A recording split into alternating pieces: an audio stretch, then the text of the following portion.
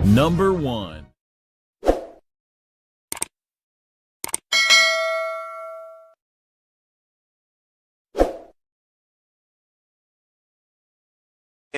وَيُطْعِمُونَ الطَّعَامَ عَلَى حُبِّهِ مِسْكِينًا وَيَتِيمًا وَأَسِيرًا، جو اللہ کے نیک بندے ہیں وہ غریبوں کو، فقیروں کو، قیدیوں کو بھی کھانا کھلاتے ہیں۔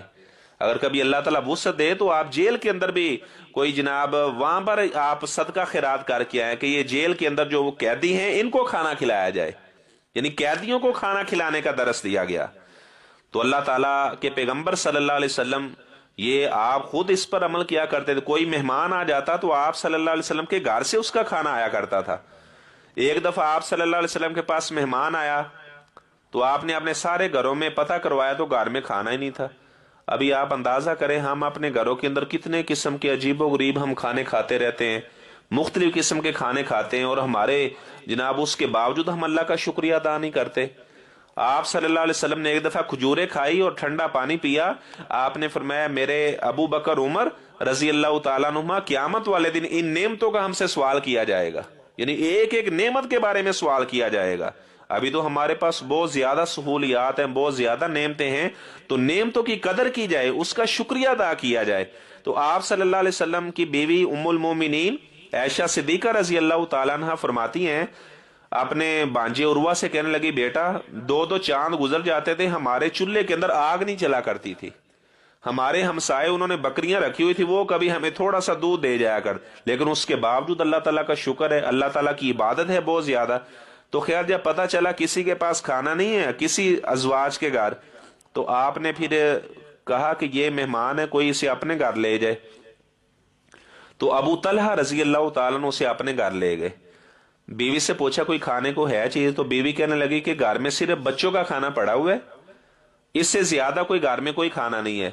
تو وہ فرمانے لگے کہ چلو اس طرح کرتے ہیں، پہلے یہ تھا کہ جو میزبان ہوتا وہ بھی مہمان کے ساتھ بیٹھ کے کھانا کھایا کرتا تھا۔ تو اس نے کہا چلو میں اس طرح کروں گی کہ میں چراغ درست کرنے کے بہانے آؤں گی، میں اسے خراب کر دوں گی، اور بچوں کو آج ہم بھوکا ہی سلا دیتے ہیں۔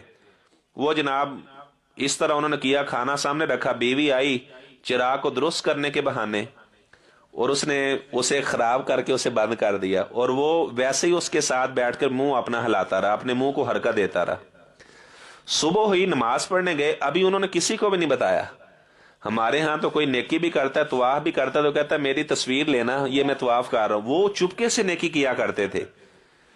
اچھا انہوں نے یہ نیکی کی، صبح کی نماز پڑھنے کے لیے آئے تو آپ صلی اللہ علیہ وسلم اسے دیکھ کر ابو طلحہ کو مسکرائے، فرمایا ابو طلحہ رات کو کون سی نیکی کی ہے؟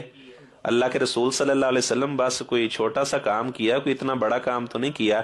فرمایا کہ آپ نے ایسی نیکی کی ہے کہ اللہ تعالیٰ بھی آسمان پر آپ کی نیکی دے کر اللہ بھی آسمان سے مسکرا اٹھا، اور اللہ نے قرآن نازل فرما دیا وَيُؤْثِرُونَ عَلَىٰ أَنفُسِهِمْ وَلَوْ كَانَ بِهِمْ خَصَاصَةٌ، کہ وہ لوگ اپنے نفسوں کے اوپر دوسروں کو ترجیح دینے والے ہیں، یعنی اپنے اوپر دوسرے مسلمان بھائی کو ترجیح دی جائے کہ یار یہ مجھ سے زیادہ حقدار ہے۔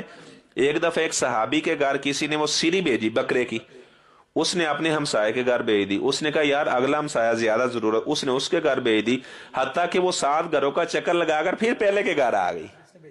یعنی اپنے سے دوسرے کو زیادہ اسلام ترجیح دینے کا حکم دیتا ہے۔ تو دوسرا حکم آپ نے دیا آتیم الطعام، کھانا کھلایا کرو۔ پہلا السلام علیکم کہنا، کھانا کھلانا۔ واتیم الطعام، واصل الارحام،